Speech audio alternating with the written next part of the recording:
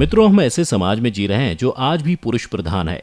आज भी जब लड़की का जन्म होता है तो अधिकतर घरों में मायूसी छा जाती है।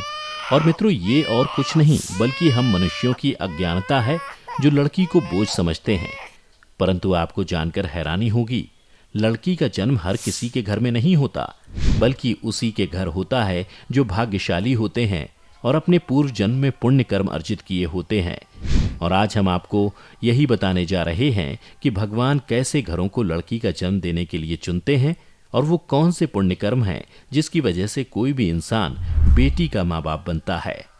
नमस्कार, एक बार फिर से आपका स्वागत है द डिवाइन टेल्स पर। मित्रों, एक दिन जब भगवान श्री कृष्ण से अर्जुन पूछते हैं कि माधव, किन कर्मों के कारण किसी के घर पुत्री धन की प्राप्ति होती है, अर्थात कैसे घरों में बेटियों का जन्म होता है, तब श्री कृष्ण अर्जुन से कहते हैं, हे पार्थ, अगर किसी के घर बेटे भाग्य से होते हैं तो बेटियां सौभाग्य से, और जो भी स्त्री या पुरुष अपने पूर्व जन्म में पुण्य कार्य अर्जित किए होते हैं उन्हें ही एक बेटी के माता पिता होने का सौभाग्य प्राप्त होता है।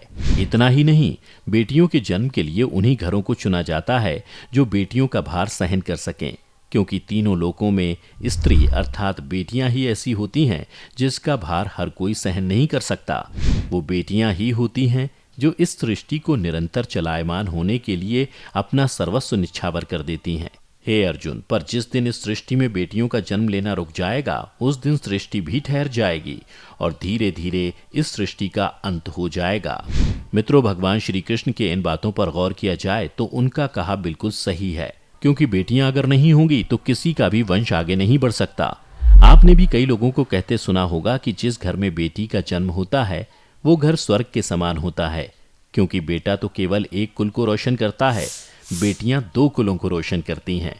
माता पिता के घर वो बेटी के रूप में अपने उत्तरदायित्व का निर्वहन करती हैं, तो ससुराल आकर एक बहू के रूप में सारे कर्तव्यों का पालन करती हैं।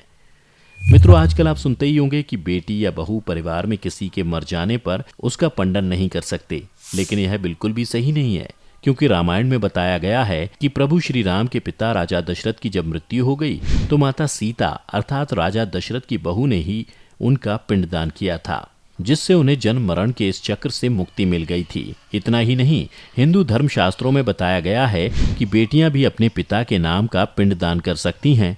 वहीं अगर ससुराल पक्ष में कोई पुरुष नहीं है तो इस स्थिति में बहू भी पिंडदान कर सकती है।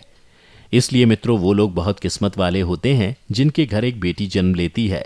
वहीं वो प्रबल किस्मत के होते हैं जिनके घर एक से ज्यादा बेटियां होती हैं। शायद यही कारण है कि बेटियों को लक्ष्मी कहा गया है। बहुत से लोगों की सोच यही होती है कि बेटी है तो बिना समय गंवाए और इस पर पढ़ाई में पैसे लगाए जल्द से जल्द शादी कर दो, लेकिन यह सोच एक बेटी के भविष्य को बर्बाद कर देती है।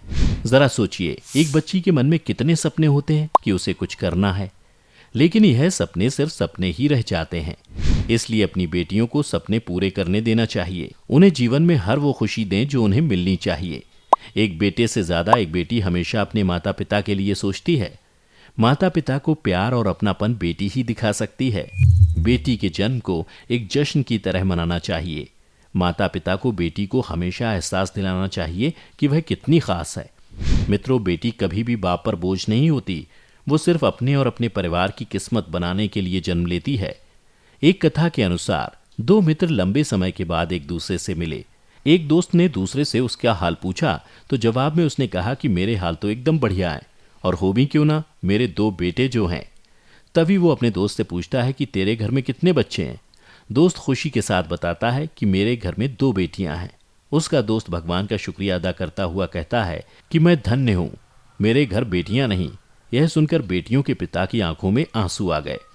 तभी उसकी बेटी पिता के मित्र से कहती है कि अंकल, भगवान हमेशा भाग्यवान को ही बेटी देते हैं, कभी गरीब को बेटी के रूप में माता लक्ष्मी नहीं देते।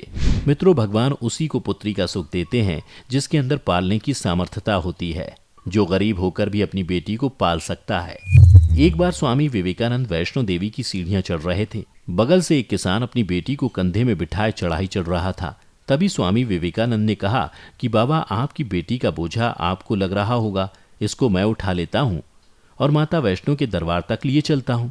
तब किसान ने स्वामी विवेकानंद से कहा कि बेटी कभी भी बाप के कंधे पर बोझ नहीं होती। बेटियां अगर बाप के कंधे पर हों तो वो हर बोझ को हल्का कर देती हैं।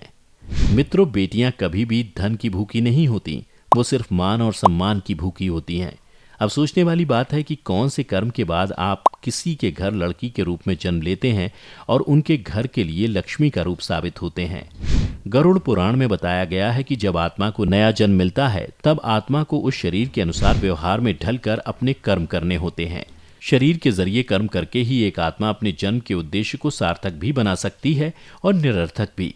यदि कोई पुरुष महिलाओं का आचरण करता है, स्वभाव में महिलाओं वाली आदतें ले आता है या वही काम करना चाहता है जो एक महिला को करना चाहिए, तो ऐसे पुरुषों की आत्मा अगले जन्म में स्त्री का शरीर धारण करती है।